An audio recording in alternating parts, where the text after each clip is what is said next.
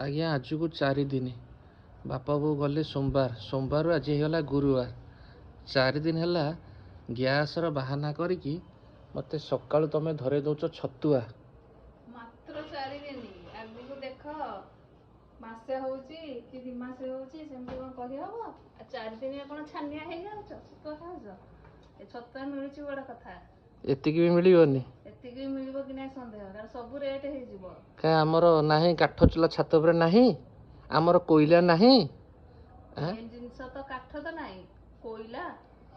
କୋଇଲା ତମେ ରୋଷେଇ କରିକି ଦବ, ଆମେ ଖାଇବୁ। ଯଦି ନାହିଁ ମୋତେ ଏଟା କହିବ। ଗ୍ୟାସ୍ କ'ଣ ମୋ ପାଖରେ ନାହିଁ? ଏଇନୁ ଗୋଟେ ଖାଲି ଟାଙ୍କିଟେ ଦଉନ, ସାଙ୍ଗେ ସାଙ୍ଗେ ପୁରେଇ ଦେବି। ମୋର ଯୋଉ ପେଟ ଗ୍ୟାସ୍ ଗୁରା ଯାଉଛି କୁଆଡ଼େ?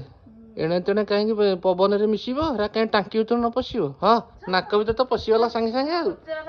ପୋଚରା? ହଁ ହଁ, ପୋଚରା। ହେଟା କ'ଣ ତମ ଆଖିକି ଦେଖାଯାଉଛି ସେ ଜିନିଷଟା? ନାକ ତ ଅଛି।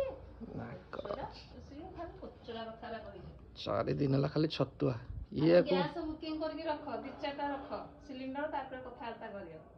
ତାହେଲେ ଜାଣିବ ବାହାଦୁରି ତମେ। ଆଉ ଯଦି ଗ୍ୟାସ୍ ହଉନି ଚାଲ ଗାଁକୁ ପଳେଇବା। ଖାଲି ତ ଏଥର ଗୋଟେ ସୋପାନ ପାଇଛ, ଯାହା ହେଲେ ଚାଲ ଗାଁକୁ। ଗାଁ ଥିଲେ ଡର କାହାକୁ?